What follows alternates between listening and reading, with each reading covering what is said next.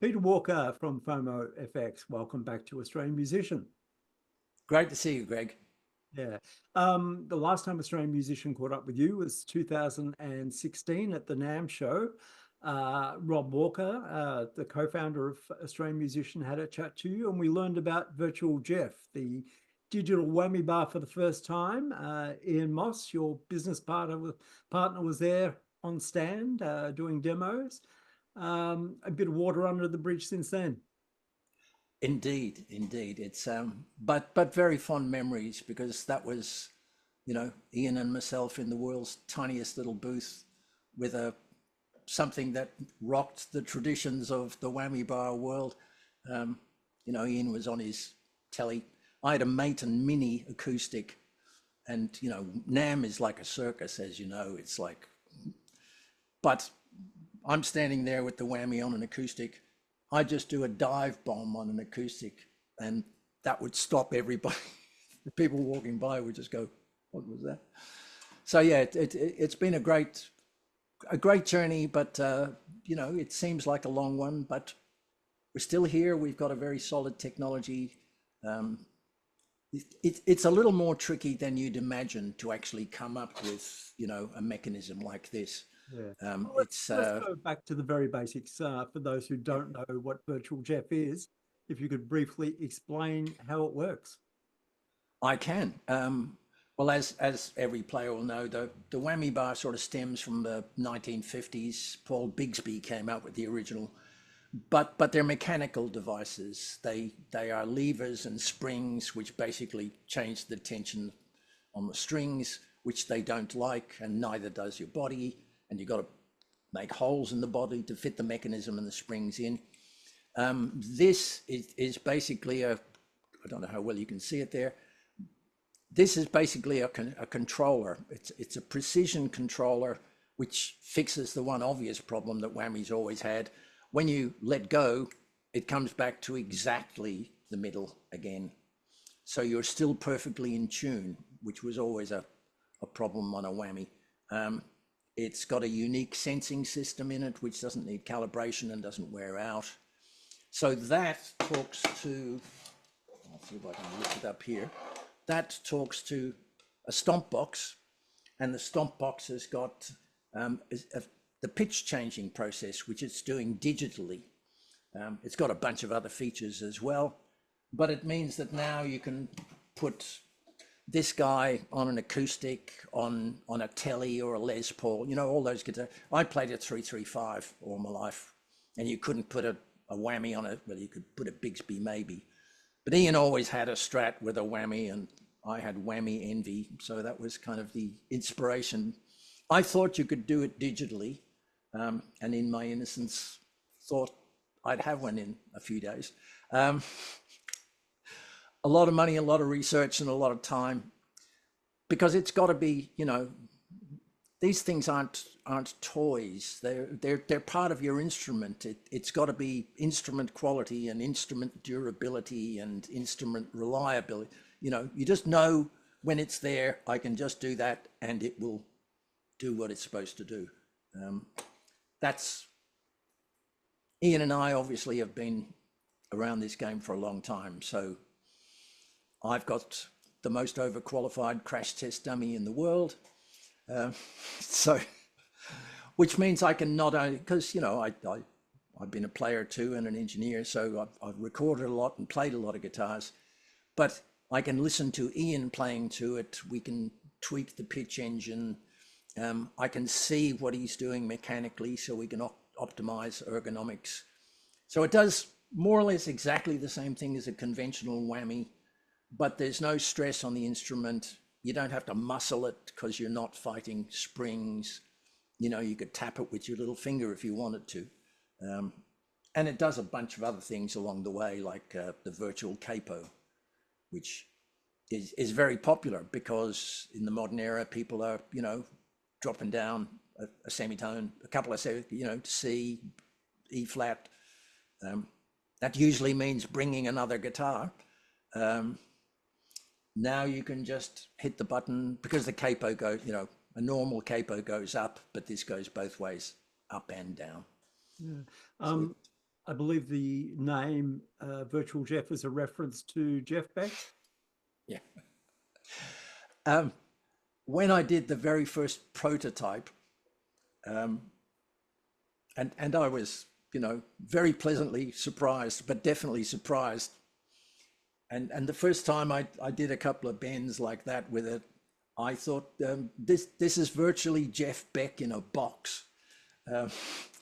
And Virtual Jeff became like just the working title for the project. In the end, we couldn't think of a better name.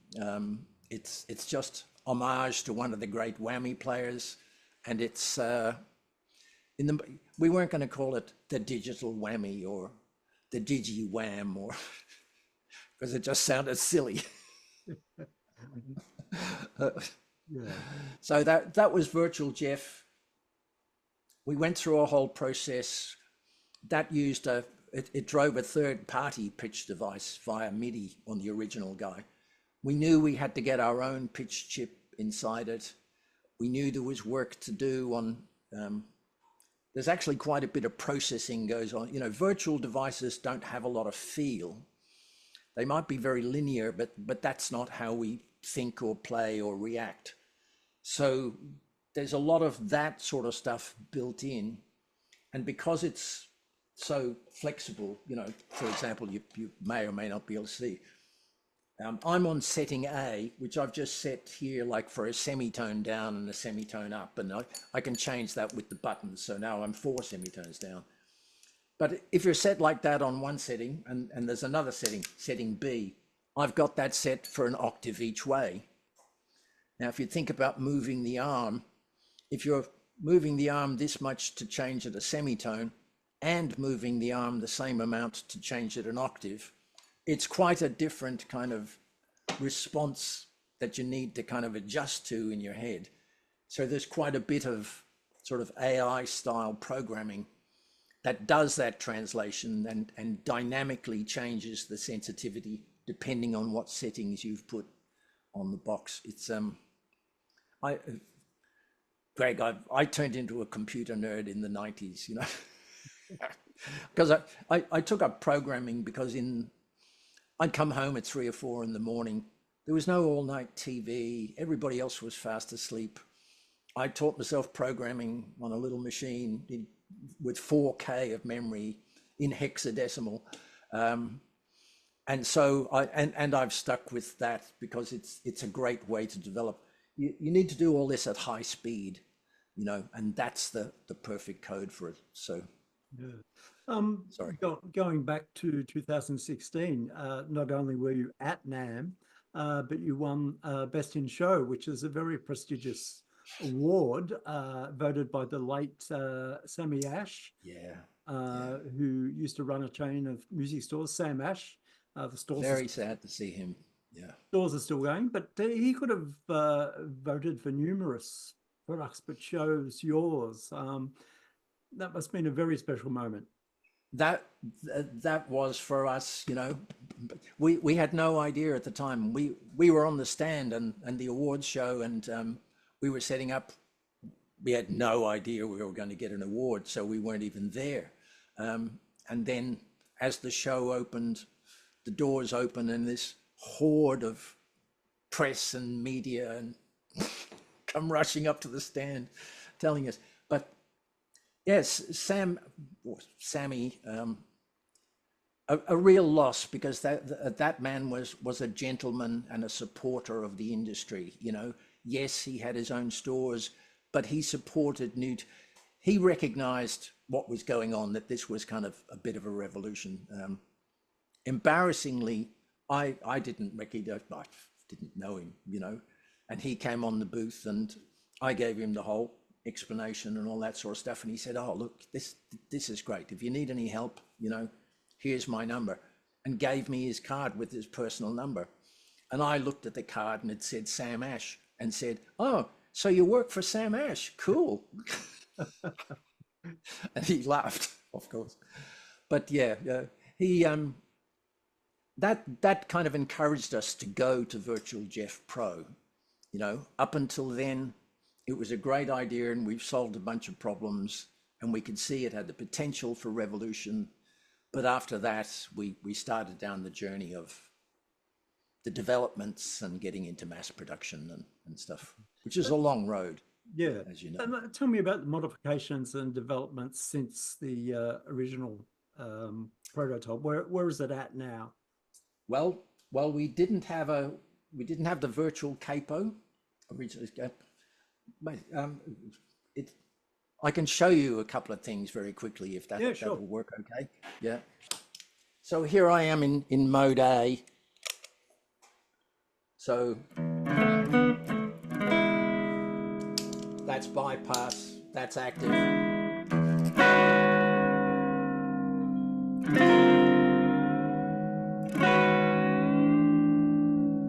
So I'm just set a semitone each way. So I can do all the waggles, you know.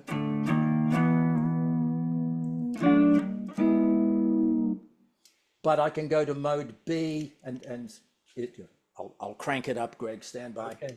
Now I've gone to mode B, and I'm on an octave each way, so.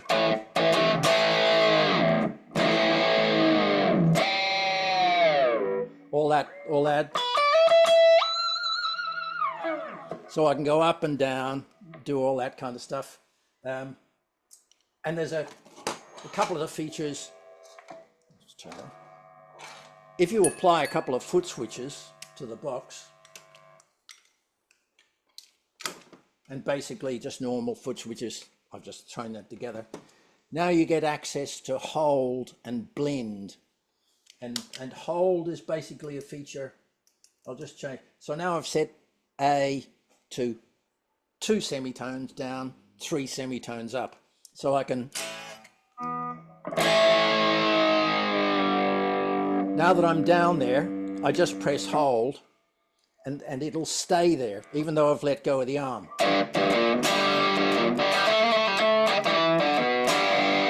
As if I was holding the arm down. And when I let go of hold, it goes back. Now I've held and I'm 3 up. So it's sort of like a temporary capo, you know, that you can do on the fly. And another feature is blend, which I particularly like. Blend is it blends the pitched signal with the original signal. So you get, go to clean.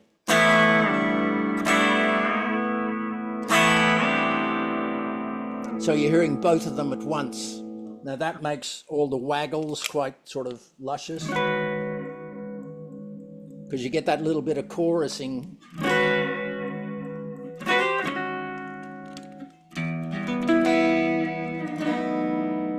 And in fact, if you put yourself a bit out of tune and now hit hold, now you've made a chorus pedal.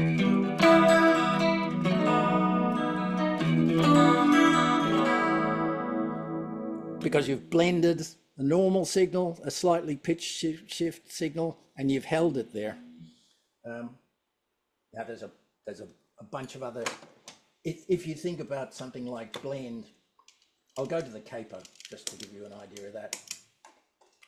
So with the capo,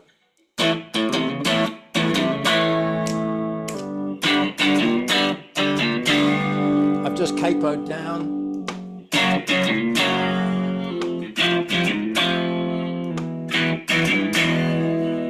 So if you're a metal guy, I'm now down to C.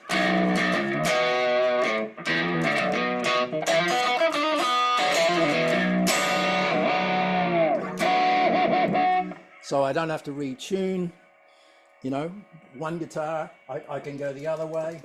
So I've gone up 3.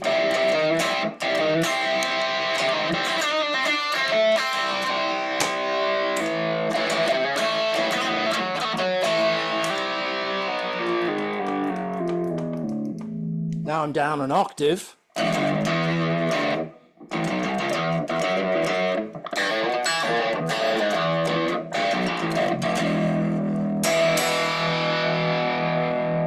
And if I blend, now I've got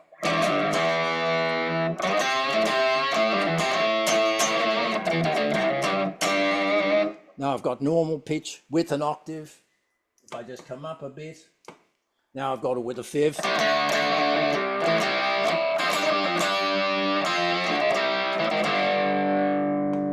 fourth. All that sort of stuff. If I go crazy, now I've got the octave up.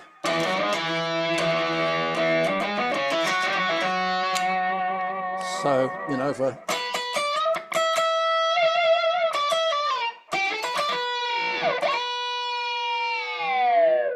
now you're hearing.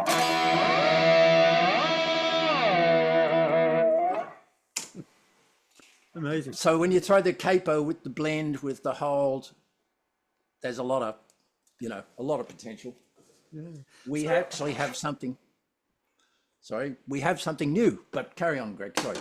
I was just going to say, how does it go with other fretted instruments? Absolutely perfect. That's the beauty. Because it involves no mechanics, you can put it on anything. It doesn't change the instrument or the tone, or there's no, you know, the installation is there's a mounting system, and you can move it from instrument to instrument. So you can put it on an acoustic guitar, on a bass. We've got quite a few guys on keyboards who are using, especially on clavinet, you know, Lackey Doley with his big arm on his clav. Yeah. This does it digitally. Emily Hopkins, we saw Emily, she's a harpist who's pretty big on YouTube. We saw her doing a few pedals, so we just sent her one, but, you know, more for her. We weren't serious. She got it and thought, wow, this, because, you know, things like harp players, they've never had access to any way to change the pitch apart from retuning, which is, so she did a clip that went viral. We got 3 or 4 million views on that. We actually went to, believe it or not, one of the biggest harp shows, like the harp version of NAMM. We were invited to that, which was a load of fun, and there's quite a few. Harp is becoming very popular with young people, you know. There's a, believe it or not, there's an electro tuba player. Okay. Who plays in an electro brass band. There doesn't seem to be a limit to what you can put it on, and a lot of that is, we worked a lot, very hard on the pitch shift. Pitch shifting is a very complicated mathematical process, you know, and the basic pitch shifting isn't that hard to achieve, but I've tried them all, obviously. There was always something lacking when you turned on a lot of pitch shifters, even the modern ones. You're just, it's not quite you and your guitar, or there's just something there. Well, I know both from research and personal experience that what is not there is the kind of the transient response and the phase response. Now, these don't mean anything necessarily to guitar players. They're geek terms. But, you know, I was a recording engineer for a long time. I know how significant they were in the old days when we were trying to record stuff with analog equipment. So we did more than 20 revisions of the pitch chip, chasing that phase response and the transient response. So that when you know, if you go down an octave, if you do that on most pitch shifters, suddenly you're having to pick carefully, or else it's all a blur. And, you know, I didn't want that. I wanted you to be able to turn that on and leave it on all night. And when you wanted it, grab the bar or use the capo or whatever. Transparency. That took a lot of time and effort. But to make the 0.25% and another 0.25% and another, you know, you're up at the 95%. Trying to get it up to 99% is a long, slow road. Trust me. You were just about to show us another product. Look, when you're on a good thing, this little guy, now you might not recognize it, but that's a fully blown expression pedal. So fully blown. I'll even plug it in. So you plug that into Virtual Jeff. It's turned off. I'll turn it on. Now when I play something here, so everything, I'll turn the capo off. Everything is normal, but now when I use the arm, I'll turn off the pitch. Sorry, I'll let you see what I'm doing. So now the arm isn't just changing or capable of changing the pitch.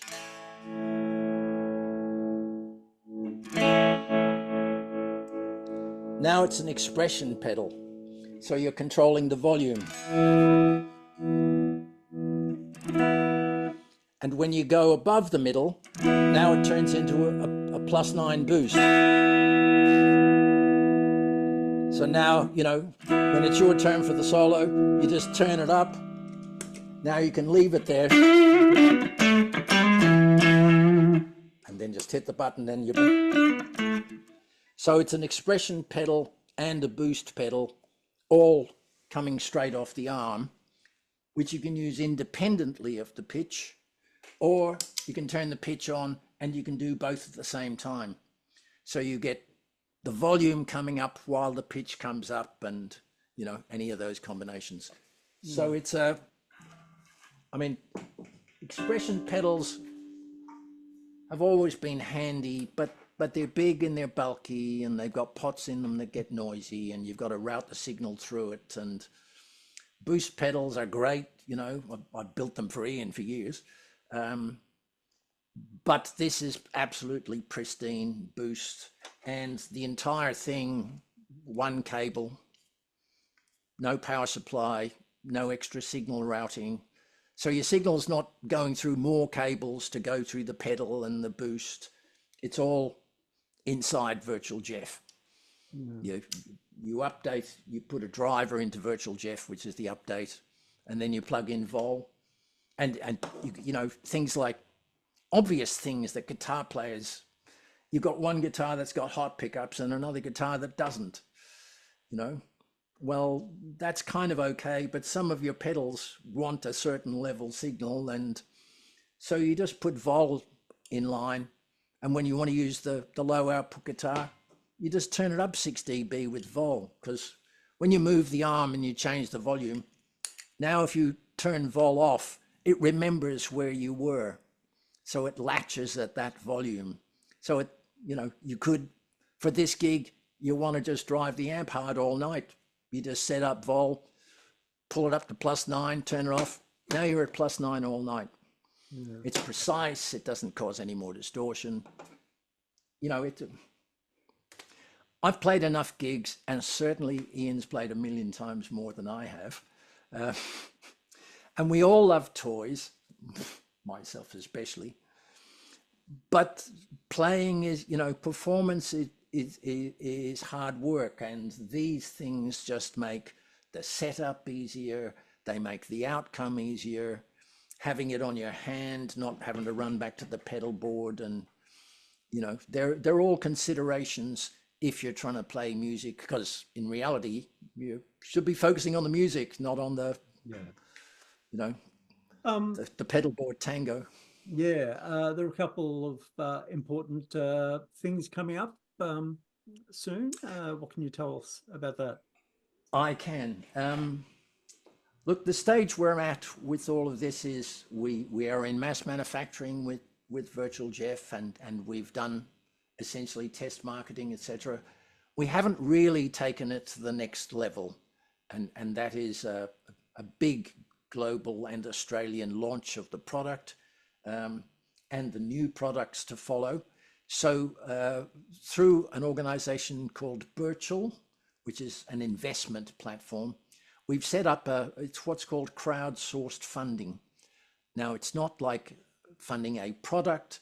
It actually enables you to buy shares in a company, in this case, our company. And those funds will be directed towards expanding the marketing, getting the new products into mass production, etc., etc. So if you go to birchal.com, you'll find us there. You'll see there's an expression of interest page you'll find for FOMOfx, because our company is FOMOfx. And there you can register your interest. If you're interested, no obligation, you can just register. Then you'll be receiving the latest updates. We're having a webinar, which is a Q&A session on June the 5th, I think, at 12:30. And then if you're interested, you can carry on to the next stage and receive an offer document and buy some shares, 5 million or whatever your budget. It's really because this is an Australian sort of technology and an Australian company, obviously, but we've got a bit of a jump on a lot of the American companies because we have unique sort of technologies. They're all patented, so they can't steal them from us. We just need to grow the company and get it out there, and we'd like to do that with the help of the Australian public and music lovers and gadget fanciers like ourselves. Yeah. Aside from the investment opportunity, if people just want to purchase the products, how do they go about doing that? We're exclusively online. So you just go to FOMOfx, FOMOfx.com, and you'll find us there, and you can purchase the product direct. If you forget FOMOfx, just remember Virtual Jeff or Virtual Jeff Pro, and I'm sure if you stick it into Google, you'll find us there in amongst a bunch of reviews and, you know, all the usual stuff. We've had a great time. That's been one of the great joys, is so many players have come back and people who've bought it and they get it, you know. The moment your favorite guitar, your Telecaster, and you've always wanted a whammy, you know, the moment you put this on and you do that, it's a kind of a, oh my God, you know, it's a wow. It was a wow moment for me. You know, when I first did it, I thought, cool. Yeah. Well, Peter, it's been great to catch up and chat, and we wish you all the best with the products and the company, and we'll have all the information underneath the video as well. And we'll talk to you again soon. Greg, thanks very much. And I'm sorry if I'm ranting on and raving, but you know, guitar players, that's what they like. I really appreciate the opportunity and lovely to see you, mate. Take care. Thank you.